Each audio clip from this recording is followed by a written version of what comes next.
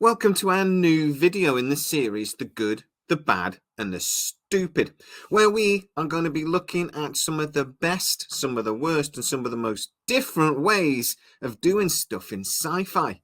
This time, space travel. Welcome to SciTrek, your sci-fi TV and movie channel.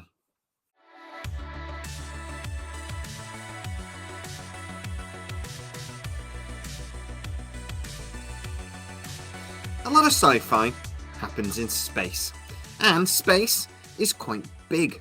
So a lot of sci-fi writers have had to have a think about what are the best ways to get around the vast blackness. Now, sometimes they have actually put a lot of effort into that, and sometimes one of the longest running sci-fi shows in history put no effort into it whatsoever. So let's crack on with the list. First of all, we're going to be talking about the good. Now, I'm going to split this category into two. The most realistic and actually best thought through way of traveling through space in sci-fi, and another which is probably the most realistic way of traveling faster than light. So first of all, we're going to be talking about realism in sci-fi. Of course, we're going to talk about The Expanse. In the Expanse series, Solomon Epstein invented a fusion drive, a slight twist on the existing technology that meant instead of having to accelerate just for short periods during a journey, it allowed the engines to burn continuously, allowing for continuous acceleration when traveling between two objects.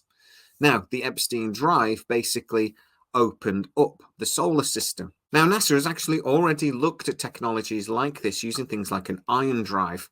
An ion drive basically means that you can use a very small amount of fuel and you can accelerate not particularly hard, but you can accelerate for long periods of time.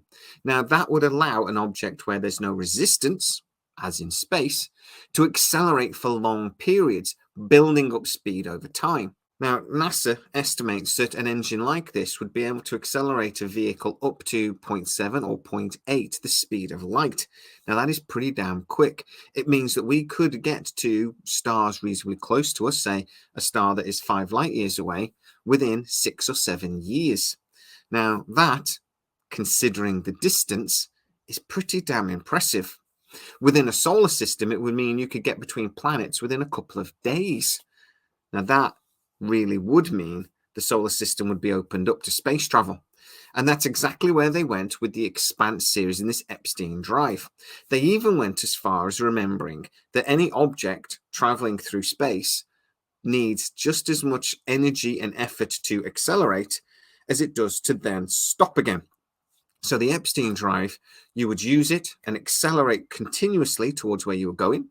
And then halfway there, you would flip and then start burning the engines equally to slow you back down again. Now, most sci-fi series forget that point. They think that if you turn the engines off, Star Trek is guilty for this all the damn time, that if you suddenly get a loss of power to the warp drive or even the impulse engines, you suddenly come to a stop. It's just not true. So that, for me, is why the Epstein drive from The Expanse wins the good. It is by far the most realistic and the most thought-through method of traveling through space that I've ever come across in sci-fi. But how about traveling faster than light? If you want to go between the stars and you want to do that in a TV show or a movie, you need to be able to do it quite quickly. For this one, I'm actually going to say Star Trek has done the best job. They've had a long time to flesh out some of the technology and some of the ideas. But more than that, NASA actually agrees that creating a warp bubble that they talk about in Star Trek is actually physically possible. They're saying that traveling at faster than the speed of light is no longer a matter of science. It's actually a matter of engineering. It's not if, it's how. So what does a warp drive actually do? Well, in theory, what you're doing is you're not breaking the speed of light. Instead, what you're doing is bending space-time. You're actually bending and forcing space around you to change. You're pulling the space in front of you, and then you're pushing the space out behind you. So you're only relatively to the rest of the universe actually traveling faster than the speed of light. In reality, you don't. Instead, you change the road instead of trying to drive down the road faster. Miguel Alcubierre actually did a paper on this very subject and created the Alcubierre drive. Now, NASA's been able to do an awful lot of maths, and apparently you need to take an object the size of kind of like a moon and condense it down to the size of a marble to create a dense enough force to actually distort space-time and create that warp bubble. That will be quite difficult, but not impossible.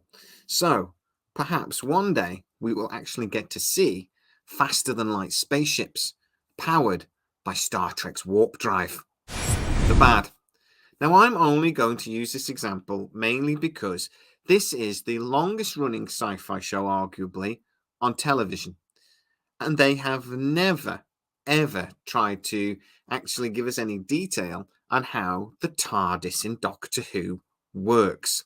Now, we know there's an artificial singularity at the core of the TARDIS. We know within Doctor Who's TARDIS that is called the Eye of Harmony, and it is like semi-conscious. It actually jumped into a humanoid at one point and used to talk to the Doctor quite a bit. Now, I don't want to put this into the stupid category because I actually have a faster than light drive that is completely stupid in mind. But I put it into the bad category because even though they threw quite a lot of technobabble, I mean, the word TARDIS actually stands for time and relative dimensions in space and is able to travel through time and space. But they never actually bothered explaining any of the science or any of the detail of how it actually worked. It just did. Now, that was fine for the sci-fi back in the day, but the fact that it has gone on this long and we really don't have any more detail on that, as a sci-fi fan, I find that annoying. I am a geek. I like to know how these things work, and they've been so vague at times in Doctor Who. I just have to say, come on, do better. The displacement activated spore hub drive in Star Trek Discovery is stupid. The basic theory behind this is the entire universe is filled with a mycelial spore. And they're actually life forms that live in a kind of harmony with this spores. The spores are very much like the spores you would get from a mushroom, but a galactic mushroom. It comes across like something from Douglas Adams, you know? You're expecting the Earth to be balanced on a tortoise, to be balanced on a monkey, to be balanced on a massive mushroom. That does never made any sense to me. Now, during certain episodes of Star Trek Discovery, we learn more about the spore drive. That apparently, according to Federation Starship engineers and scientists, that at a quantum level, there is virtually no difference between biology and physics. I'd question that. And that actually the spores not only fill the universe, they are actually important and fundamental for the creation and maintenance of energy within that universe. Now, for some reason, when the Discovery needed to enter the mycelial plane and actually travel from one place to another instantaneously along that mycelial plane, it needed to spin around and then weirdly drop. Don't know why it did that. Looked kind of cool. Don't know why it did that. And then also it then dropped back into frame when it then appeared wherever it needed to go. Incredibly powerful technology that the Federation then just forgot about. Now, I know they explain that in the series, but they didn't explain it well. Now, this, honestly, was one of the reasons why I didn't actually like Discovery particularly. I thought this mycelial drive, even if it had some basis in some sort of science, which I don't get, maybe it's above my head. You look, when you start getting into quantum mechanics, anything's almost possible. So I'll give them that, even though it sounds ridiculous. Lots of things in quantum mechanics do. But more to the point, it's stupid because it's lazy writing. It allowed the Discovery to just bounce around everywhere. It was, it was used as a great weapon. But then, even though it was used as a weapon and the Klingons would have seen this ship just appear and disappear from nowhere, and apparently as well, they would have seen it disappear and then reappear somewhere else, it was a complete secret and nobody knew about it. Again, that seemed to me like completely lazy writing. I know it allowed them to do lots of things within the story, but to be honest, it was just badly written. It was badly conceived, and it was just, dare I say it, stupid. So that is my list for the good, the bad, and the stupid of traveling through the big black. I'd love to know, though, What have I forgotten about? Get into the comments. Tell me some of the, starship designs or engines or ways of getting around the galaxy that you either loved or hated. If you are a bit of a sci-fi geek, things like this matter to you. So what do you actually think? Get into the comments and tell me. If you are new to the channel, please like, subscribe, hit that bell notification. It really helps us out and you'll never miss any of our new videos. Also, you can go to patreon.com/SciTrek, that one, and you get to see most of our new videos first. And for a small contribution each month that really supports the channel and helps us keep going, you get to see them without the adverts. You even get a free gift after 3 months. As always, please stay safe, and I'll see you next time.